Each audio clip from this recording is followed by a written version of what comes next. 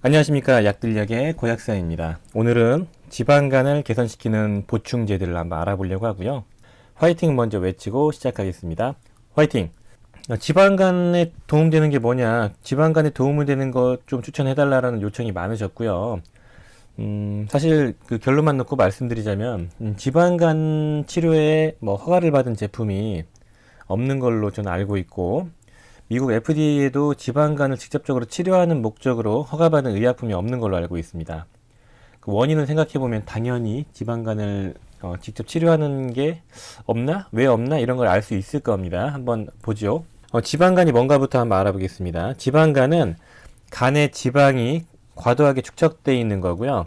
간의 무게에서 한 5% 정도 이상 지방이 축적됐을 때 지방간으로 진단을 하고, 뭐 초음파나 CT, 혈액 검사를 통해서 지방간으로 이제 진단을 하는데 보통 초음파로 하죠. 하얗게 보이니까요. 자, 2번 지방간의 원인을 보면은 크게 보면은 알코올성이 있고요. 비알코올성이 있죠. 음주를 많이 하게 되면은 그 알코올이 두 가지 경로로 지방을 축적시키죠. 알코올을 많이 섭취하면 칼로리가 높기 때문에 과잉 칼로리가 지방으로 전환돼서 간에 저장되는 형식과, 그리고 간에서 지방세포를 촉진하는 역할을 또 알코올이 합니다. 그래서 음주를 많이 하시는 분들은 간에 지방이 낀다 이렇게 보면 되고요. 비알코올성 지방간은 탄수화물을 많이 섭취하거나, 예전에는 지방을 많이 섭취해서 지방간이 원인이다 이런 얘기를 많이 했지만, 요즘은 과잉 탄수화물, 과잉 당을 많이 섭취해서 그게 이제 지방으로 전환돼서 간에 축적이 되는 게 이제 비알코올성 지방간이고요. 이런 것들은 보통 대사에 문제가 생긴 거죠. 혹은 많이 먹거나. 그래서 대사증후군이 있는 분은 지방간의 위험도가 높아집니다. 그 대사증후군이 있는 분은 어떤 분들이냐면은 고혈압이 있거나 당뇨, 고지혈증이 있는 분들, 비만이 있는 분들, 이런 분들이 이제 인슐린 저항성이 발생되면서 지방이 간에 축적되는 거고요. 그리고 이제 간혹 가다가는 약물, 한약, 그다음에 보충제, 건강기능식품 이런 것들을 과잉 섭취해도 지방간이 유발된다고 하네요. 스테로이드 계열의 의약품과 진통제, 그다음에 합성 호르몬 이런 것들을 복용하면 지방간이 축적될 수 있고, 그리고 민간요법으로 한약 같은 걸 다려 먹을 때도 지방간이 유발될 수 있다 이렇게 얘기를 하고 있고요. 4번 간혹 가다가 이제 장기에 문제가 생겨서 이제 지방간이 축적되기도 하고요. 대표적인 게 이제 갑상선 기능 저하, 부신 기능 저하 이런 게 있습니다. 아무튼 지방간의 원인은 크게 보면은 알코올성 지방간과 비알코올성 지방간이다 이렇게 보시면 되겠습니다. 지방간을 개선시키기 위해서는 알코올성 지방간이신 분들은 당연히 음주를 끊으시는 절주를 하셔야 됩니다. 당연한 거죠. 원인을 제거를 하셔야 되고, 이제 비알코올성 지방간이 많이 유병률이 높아졌고, 우리나라에는 구체적인 데이터는 없지만 미국 기준으로는 전체 인구 20%에 30%가 지방간이라고 하고, 그 정도로 이제 아주 흔하고요. 그리고 간 기능 이상으로 병원을 방문한 환자의, 간 질환으로 방문한 환자의 60%에서 80%가 지방간이라고 합니다. 미국 기준으로요. 근데 우리나라는 음주를 많이 하죠. 그렇기 때문에 지방간의 유병률은 더 높을 거라고 생각을 하고 있죠. 아무튼 음주를 자주 하시는 분들은 절주하시면 바로 좋아질 수 있는 거고요. 그리고 이제 비알코올성 지방간은 이제 인슐린 저항성을 개선시키는 작업을 하셔야 되고, 운동과 식이요법을 병용하셔야 되는 거죠. 그리고 지방간을 개선시키기 위해서는 탄수화물 섭취량을 줄이시고, 그 다음에 당의 섭취를 줄이는 게 가장 빠른 지름길이고, 운동을 하셔야 된다 이렇게 말씀을 드리고 싶네요. 지방간이 생기면 어떤 문제가 생기냐, 그거는 이제 많이 아실 건데, 지방간이 생기면 지방이 과도하게 축적되면 세 가지 원인으로 간 손상이 이루어집니다. 첫 번째는 지방이 간에 많이 축적이 되면 지방의 부피가 늘어나겠죠. 부피가 늘어나면 간을 압박합니다. 간세포를. 그래서 간세포가 물리적인 손상이 발생이 될 수 있고요. 두 번째로는 지방이 많이 커지기 때문에 지방에 의해서 그 혈관들이, 모세혈관들이 압력을 받게 되기 때문에 혈액순환 장애로 간세포가 손상이 될 수 있다. 그리고 이제 가장 큰 원인인데, 세 번째, 지방이 일단 많이 축적되면은 아디포카인 같은 안 좋은 사이토카인, 그러니까 분비물이 나와요. 지방 세포가 분비하거든요. 그게 분비를 하면은 염증 반응을 유발합니다. 그래서 체내 만성염증의 원인이 되기도 하는데 간 세포에 직접적인 염증을 유발해서 간 손상을 유발한다. 이런 게 대표적인 지방간이 간을 손상시키는 원인입니다. 그리고 이제 음식 같은 경우는 이제 지중해 식단이라고 해서 해산물과 생선, 그 다음에 적자색 블루베리, 빌베리 같은 과일, 견과류, 올리브유, 초록잎 그 야채, 파란 야채 있죠? 초록색 야채. 그런 항산화제가 풍부한 그 지중해식 식단을 많이 섭취하는 게 중요하다고 하네요. 자, 지방간에 도움이 되는 보충제를 한번 알아보겠습니다. 이게 본론이죠. 지방간에 도움이 되는 보충제는 보통 이제 항산화제 계열이 가장 큰 묶음이고요. 자, 두 번째는 항염증, 세 번째는 간에 도움이 되는 보충제입니다. 지방간을 직접적으로 지방을 빼주는 그런 보충제는 없어요. 그렇기 때문에 허가받은 것도 없고요. 그렇기 때문에 그냥 도움이 되는, 간접적으로 도움이 되거나 직접적으로 도움이 되는 그런 것들을 쓰는 거고, 이것들은 직접적으로 이제 검증이 되지는 않았어요.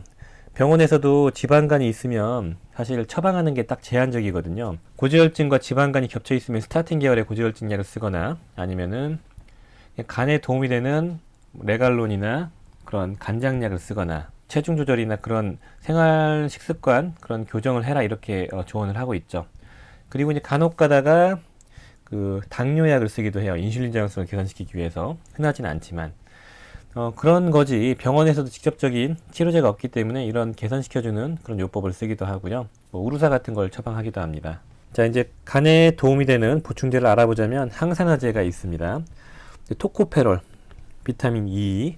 토코페롤 같은 경우는 그 비알코올성 지방간에 직접적인 도움이 된다는 데이터들이 많이 있고요. 하루에 400IU만 투여를 해도 도움이 된다 이런 데이터들이 있고, 토코페롤이 비교적 지방간 개선에 도움이 된다는 실험 데이터들이 많이 있었습니다. 그 다음에 셀레늄, 쌈에 같은 경우는 체내에 특히 간장에 있는 글루타치온 레벨을 높여줄 수 있기 때문에 지방간으로 인한 간 손상을 예방할 수 있다 이렇게 보시면 되겠습니다. 그리고 N아세틸 시스테인, 이건 직구가 막혔는지 모르겠지만 아무튼 이 N아세틸 시스테인 이것도 지방간을 개선시킨다는 실험 데이터들이 있었고요. 특히 이제 뭐 쥐를 대상으로 실험했을 때 효과가 있었는데, 그리고 라스베라트롤 같은 경우는 천연 폴리페놀이죠. 항산화제고 동시에 인슐린 저항성을 개선시켜 줄 수 있는 AMPK라는 그 효소를 활성화시켜 가지고 지방간을 개선시켜 주는 역할이 있다 이렇게 보면 되겠습니다. 이렇게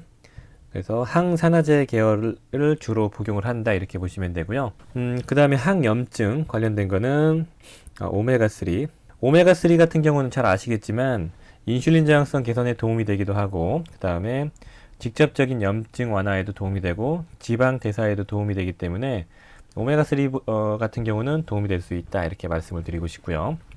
그 다음에 커큐민도 지방간으로 인한 염증에 도움이 될 수 있다는 데이터가 있었고, 간에 직접적으로 도움이 되는 보충제는 잘 아시는 실리마린, 그리고 잘 아시는 글루타치온 직접 복용을 하는 겁니다. 그리고 레시틴은 좀 중요하거든요. 얘는 지방을 녹여주고 지방 대사에 도움이 되고, 그러니까 과도한 지방 축적을 개선시켜 줄 수 있기 때문에 레시틴은 되게 중요해요. 그래서 보통 지방간에 우리가 영양제 조합을 할 때는 뒤에서 말씀드릴 거지만 레시틴을 꼭 넣습니다. 그 다음에 우루사, 가레오는 우리나라에서 의약품이지만 지방간을 개선시켜 줄 수 있고 지방대사를 개선시켜 주는 의약품이기 때문에 이게 도움이 될 수 있어요. 조합을 한번 해보자면, 저는 이제 제가 기본적으로 쓰는 조합이에요. 그냥 참고만 하시면 좋을 것 같고요. 지방간을 개선시켜 주는 건 보통 이제 실리마린을 기본으로 깔고 지방대사에 도움이 되는 콜린을 사용합니다. 이게 레시틴이라고 보시면 되고요. 그 다음에 좀 더 부족하시면 여기다가 가레오를 저는 믹스해 드리거든요. 또는 우루사 같은 걸 섞어 드리는데, 일반적인 루틴을 짜자면 약국용으로는 저는 이런 식으로 조합을 해 드리고요. 인터넷이나 직구를 활용하시는 분들은 가레오나 우루사 같은 경우는 의약품이기 때문에 약국에서 구매를 하셔야 되니까 일단은 실리마린을 기본으로 구성하시고 2번 레시틴을 구매하셔서 드시고, 3번 여기다가 이제 종합 비타민을 하나 챙겨 드세요. 그래서 셀레늄과 토코페롤과 비타민 B군이 들어있는 종합 비타민을 드셔가지고 지방간 대사에 그냥 간접적으로 그냥 도움이 될 수 있는 그런 조합을 구성하는 거죠. 요 정도 이제 구성하시면 지방간에 도움이 되는 기본 조합이다 이렇게 말씀을 드리고 싶습니다. 자, 고약사의 생각. 마지막으로 이제 말씀을 드리자면은 지방간에 도움이 되는 이 보충제들을 말씀을 드렸는데 지방간에 도움이 되는 이 보충제들은 직접적으로 막 극적인 변화를 주지 못하거든요. 그래서 내가 인슐린 저항성을 개선시키고 그리고 칼로리 섭취량을 좀 줄이고 탄수화물과 당의 섭취를 줄이면서 운동을 하는 이런 생활 습관 교정을 통해서 개선이 되는 경우가 많이 있습니다. 그러니까 일단 가장 중요한 건 체중을 보통 5에서 10% 정도 6개월에서 1년 사이에 감량을 하는 걸 목표로 잡으시고 체중 감량이 가장 중요하긴 하거든요. 식이 습관을 바꾸시고 뭐 음주를 많이 하시면 음주를 줄이시고 이런 생활 습관 교정이 가장 중요하다 이렇게 말씀을 드리고 싶습니다. 지방간 보충제 중에서 이제 가장 중요한 건 실리마린과 저는 레시틴이라고 생각을 하고 지방간 개선에 도움이 될 수 있기 때문에 챙겨 드시면 좋을 것 같습니다. 레시틴이 뭐냐 이렇게 물어보시는 분이 계실 것 같습니다. 레시틴은 제 지난 영상을 참고하시면은 제품 추천과 레시틴이 어떤 건지 설명을 드렸습니다. 자, 오늘 영상은 지방간에 도움이 되는 보충제들을 한번 알아봤습니다. 도움이 되셨으면은 좋아요, 구독 부탁드리겠습니다. 감사합니다. 빠이옴.